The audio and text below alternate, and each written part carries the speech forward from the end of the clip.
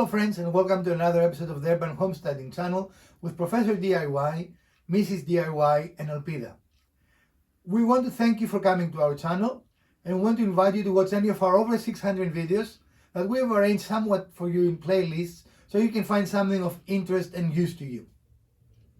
So today is rather cold out here in North Carolina, so we are warming the soap up so we can actually use our fingers and do things, right? A necessary step when you're woodworking.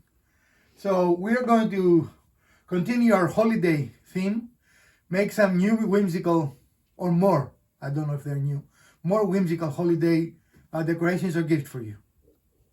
So today we're going to take a couple of pieces of cedar like this, and this is cedar posting for fences, right? Which is very inexpensive. For us it is free because these are pieces we have from previous projects, right? Mm-hmm. But even if you buy it, I think a whole piece, an 8-foot piece is about $2 or $3. They are not very expensive. Mm-hmm. And out of a whole piece you can make 2 or 3 of these. And these. Ooh. And this is our build for today, and we hope you like it. We're definitely enjoying making it, right? Mm-hmm. So as always, we're going to show you every step of the way, and we'll also share some tips and tricks on how to make this build easier. And here is a secret no one tells you. We are not the only woodworking channel that does not clean after every project. So now, before we move on and use our tools, we need to do a little bit of cleaning, and that is okay. You're going to clean your tools regardless if you clean them before or after use. It is just sawdust. It doesn't leave any permanent marks, and it doesn't really make a big difference when you're going to clean it. But in any case, our big secret is out. We do not clean our tools immediately after we use them. In any case, even if you do clean your tools immediately after you use them, you will need to clean them again, especially in a small shop like us, that sawdust is everywhere, and we haven't used our planer for some time, and as you can see, it's totally covered in sawdust. If we use it like this, we're going to have imperfections, and it's not going to do the correct thickness, which, while not critical in this project, is part of why you want to have a thickness planer, so your pieces all have the same thickness. So cleaning your tools before you use them, even if you clean them after each use, is absolutely mandatory if you want to have a good clean result and you do not have to have any problems with thickness or straightness in your final project. In or the outside? I don't care, probably the outside.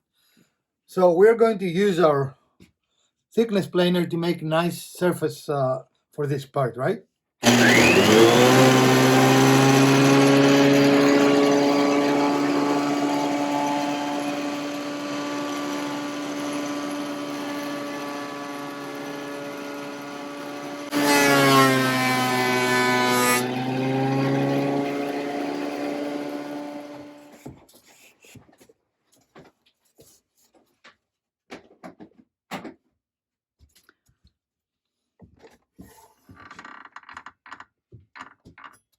Are you plugged in? Is it plugged in? Yes. It's always plugged in. Okay.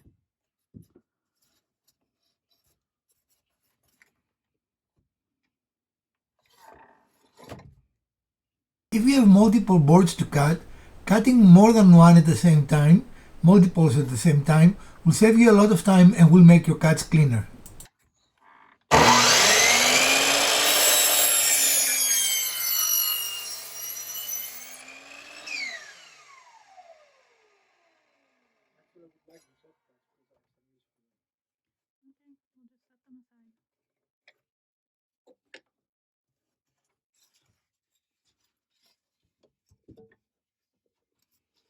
Okay, we'll just set them aside.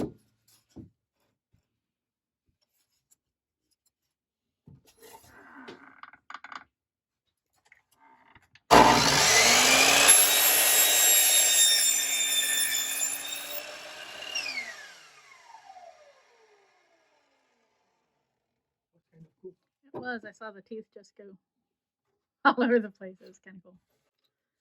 Neat. Woo. Down, jumping teeth. But now we have clean edges on these boards, and that's what we're going for. Okay, so we didn't show that part on camera, but we did take those cedar boards that we used the planer on and we cut them to the correct width. And for us, it ended up being 1 3/4 inches. Right. So what we did was we took a typical cedar dog ear fence picket, like we usually buy, and we have 5.5 inches of width here. So we got the biggest piece to make sure that we could have 3 pieces out of each slice. So for us, that was 1 3/4 inches. Okay. Right. And so we set our fence at 1 3/4 inches. And we ran them through to get 3 slices out of each. Okay. And that's what you see here. We ran 3 boards through that way, and we had 9 pieces. Okay. And all the pieces need to have angled, right? And the angle has to be parallel here. There's not a frame. It's opposite of a frame, right? The two sides have to be parallel, not converging. Right. So we took these pieces here, and we put them next to our base in a way that was overlapping the base. And then we used a straight edge to mark our angle right across. And that's how we got our angle. Right. So that's what you see here is that 22.2. So we took that to the miter saw and then adjusted it and found that angle was 22.5, correct? But 22.2. Yeah, Okay, right, 22.2. right on the mark. Okay. And now all of the angles for all 6 of these pieces are going to be at that 22.2. And again, they're all going to be parallel. Right, and not opposite. Right. So. And if you change the angle, of course, the angle and the length of the base piece will make a determination of how skinny your tree will be and how tall it will be, right? Because if we open it up, it will be taller, but it will be fatter, right? And if we close the angle, if we make a more acute angle, it will be skinnier, right? That makes sense, and shorter. So, but if you want to follow ours, 22.2 is the angle we chose. Right. Okay. And again, it was just personal preference, what looked correct to us. And so we're going to cut the other 4 pieces at those angles, and then we'll come back and show you a dry fit for that. Excellent. Okay, so this is our already finished piece, and what we are doing is setting up a stop to make sure that the remaining 4 pieces we need to cut are going to be exactly correct. So we've lined up that edge because the angle is already set at that 22.2. We've lined that up with the blade. We've lined this piece up, and now we have a stop block here so that when we bring in the correct piece, all we have to do is line that angle up, and then the new piece cut at the correct and exact length. And we know it's the right because you see there it makes a nice point, right? Right. So there we go. So now we've got a few more pieces to cut. This is, again, your little jig to make sure that all the pieces are cut at the correct size. And we're going to do that. And this is our angle, 22.2 degrees. This is our ticks and trips for now. Right. And this is the value of our little fortress compressor, right? We can be here with the top normal volume. We don't yell, right? But we can hear. And we're going to use our brad nailer, not the necessary tool we have, but we want to finish for the video, right? You can actually clamp it, let it overnight, and with glue it will be perfectly strong. But for our purposes, we want to use some oomph power, more power. All right. Thank you. Wow, and it's done. Like a cymbal. So we're going to attach those. We're going to put wood glue, or you don't want glue? You want only want the brad nails. Okay. Okay, so we'll get set up and get ready. So we have our Christmas tree kind of lined up the way we want to assemble it. And we're going to be very careful to keep everything aligned so that we keep it at the right distance. We end up with the same, angle here at the end. We want it to look like a tree. And so we have this, the bottom of the tree, which is kind of like a base, but I think it'll have an additional base because it doesn't have a trunk right now. So we have everything lined up, and we have the top joining tape in place, and we're going to use that to our advantage because we don't want to change the connection points.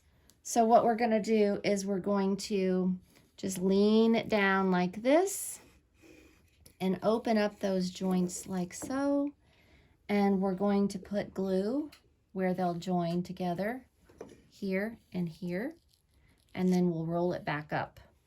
This just allows us to keep everything in the same alignment while we are putting it together. Okay. A tip here, when it is cold, and again, North Carolina is not a cold state, but when the temperatures are 30 or around that number, you should keep your glue indoors. If you don't have a heated shop. Right. A constantly Insulated, yeah. Because glue becomes worthless at those temperatures. And if you have a lot of glue like we do, you're going to be out a lot of money.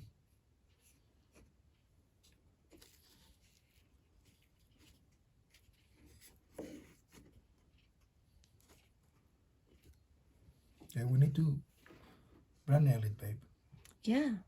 Okay, turn it down so I can brand nail it.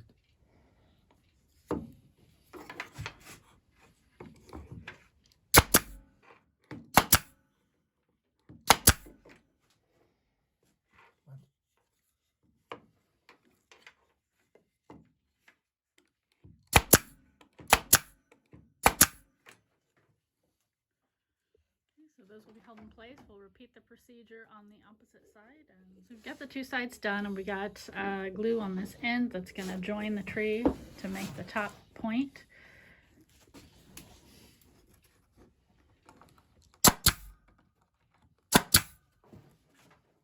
Success? Yeah. Excellent. So that can be a little bit tricky because, again, depending on the angle, those could come out, but looks like we did a good job here. And now we just need a little bit of glue here. You're probably going to have to come on the other side, or No, I'll give you You'll the missing hand off idea the- where to do it, yeah. you'll hand off the... The torch.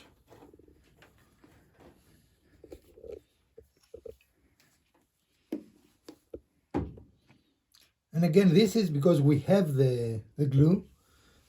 If you wanted to just put it together with, not the glue, the brad nails, with glue and tape, that will hold, right? Do you want another piece of tape to help hold that in place? No, or- I'll hold it. Okay. Okay, I have it.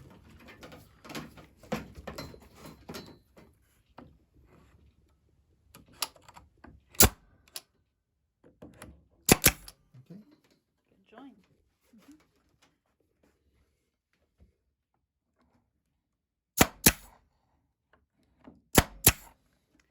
Awesome.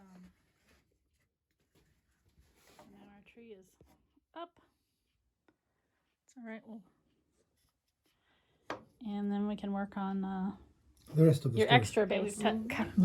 We have cut two pieces for the base, and they're going to be stacked. We've got the angles, which is the original 22.2, right? Okay. And we're going to just stack them to make a base. Little extra element there. Right. Okay. Kind of stair-stepping them and give it a little bit of visual interest. So we're going to glue.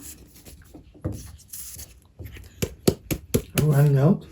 No, it's It's just thick. quick and thick. It's very thick. It's quick and thick, huh? Mm-hmm. That's way too much glue. I can't believe you just said that. Why? Because you're always like, put a lot of But glue. this is and not there's structural. glue It doesn't need that much everywhere. glue.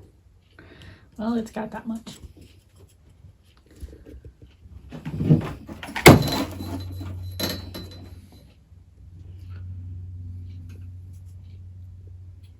She wants you to do it. I will. I'm just holding it out there for her. Probably just a couple, because then you have to put it on the tree, right? Yeah, but it wants to wiggle. Mm-hmm. Because too much glue. Because glue is slickery.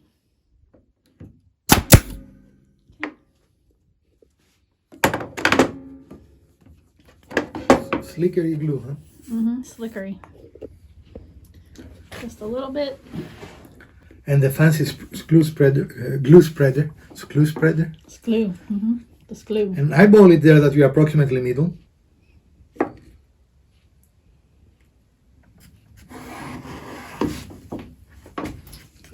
Multi-angled Christmas tree, no math. Mm-hmm. That's the title of this video. Okay, excellent. Multi-angle Christmas tree, no math. Yeah. Okay.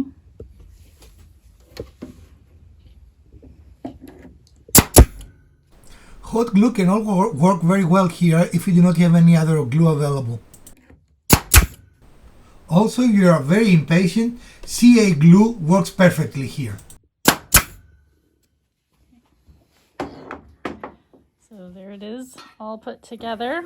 The glue still has to dry, and then we can move on to the next step, right? Now the rest of the story. The rest of the story. Okay.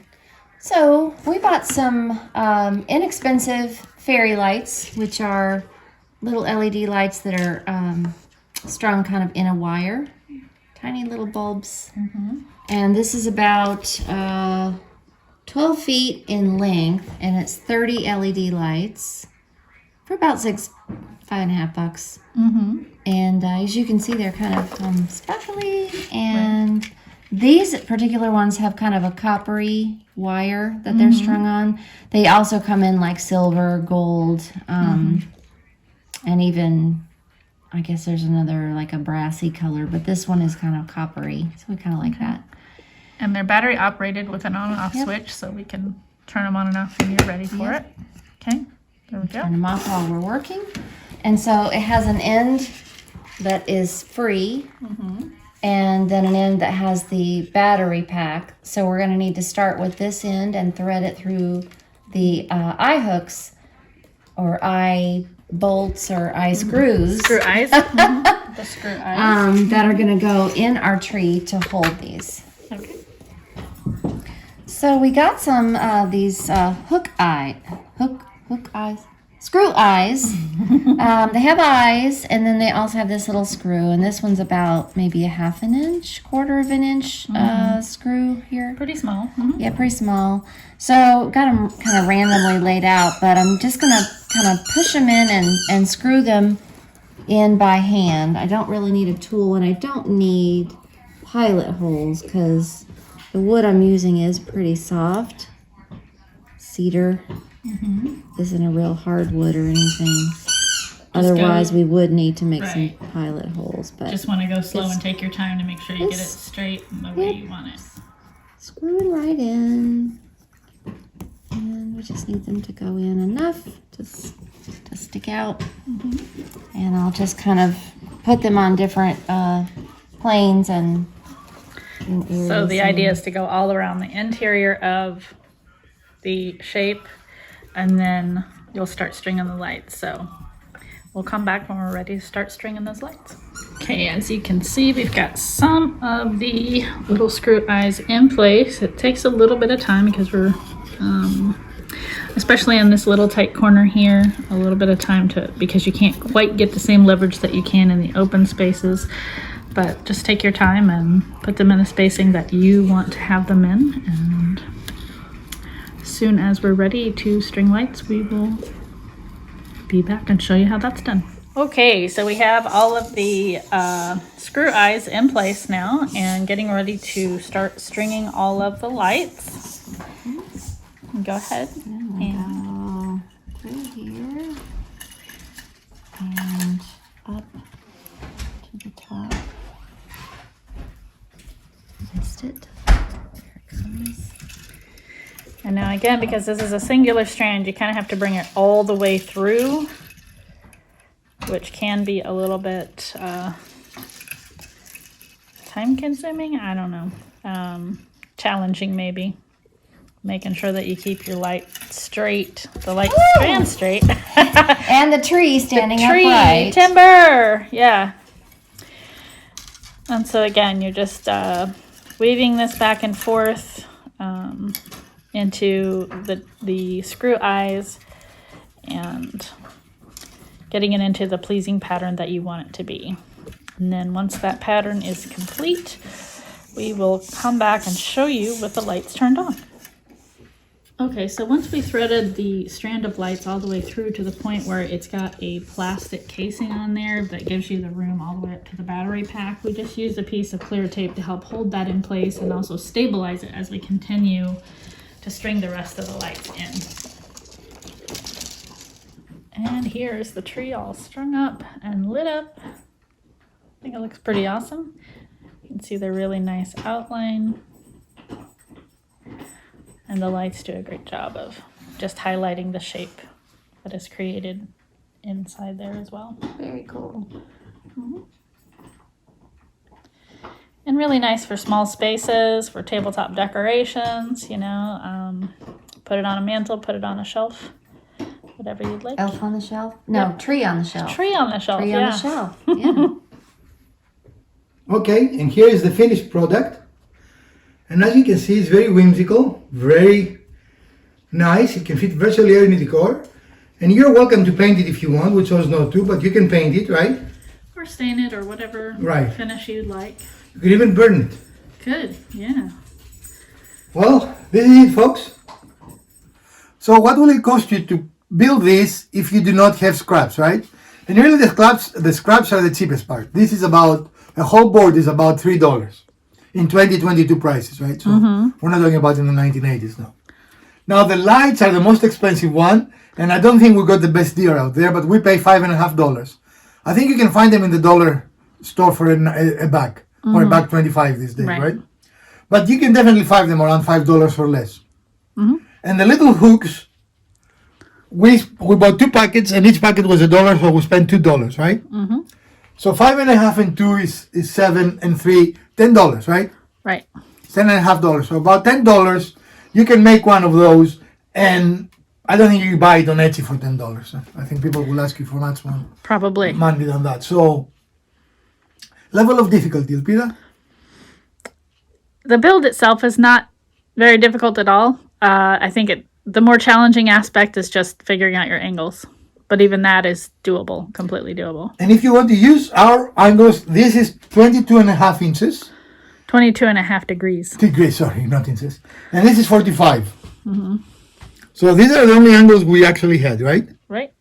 So I don't remember the dimension of this. Do you, by any chance? I don't think we measured them. I think No, we didn't. We played by eye. we just found a piece we liked the length of and went with it. But it's definitely an easy one-day project. One afternoon, actually, not even a day. Because we went to buy, what did we went to buy? We went to buy The screw eyes. the screw eyes because we thought we had that someone we didn't. So even without going to the store and back, we're still within our normal allotted time Right. for making a product. Overall, I will say this is a fun project to do. Yeah. We didn't have many frustrations about it. You have to be a little patient in your dry fitting. I would say that, Yeah. right? Yeah. But other than that, a fun little project. So friends, this is our final product, and we're pretty pleased with it. Mrs. DIY, what are your thoughts? I like it a lot. I think I might take it to work.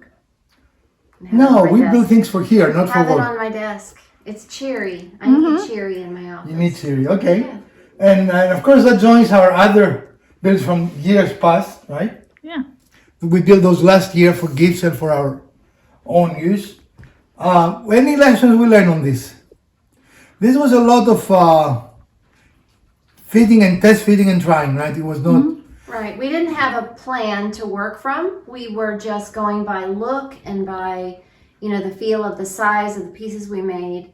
And we had to figure out the angle. But it was more of a judgment on the angle and being consistent than having an exact measurement to Right. start from. And of course you can use mathematics, but we didn't. It's easier to just dry fit it. I mean, we cut the pieces first flush, right? And then we angle them to see how we like them before we do the final cuts. Well, folks, if you did enjoy this episode, we'll appreciate a thumbs up. If you didn't, the other button works well. Make sure to press it twice. Share, like, subscribe. Let us know what else you might want to watch in future episodes of the Urban Homesteading channel with Professor DIY, Mrs. DIY, and Elpida. Happy holidays, friends.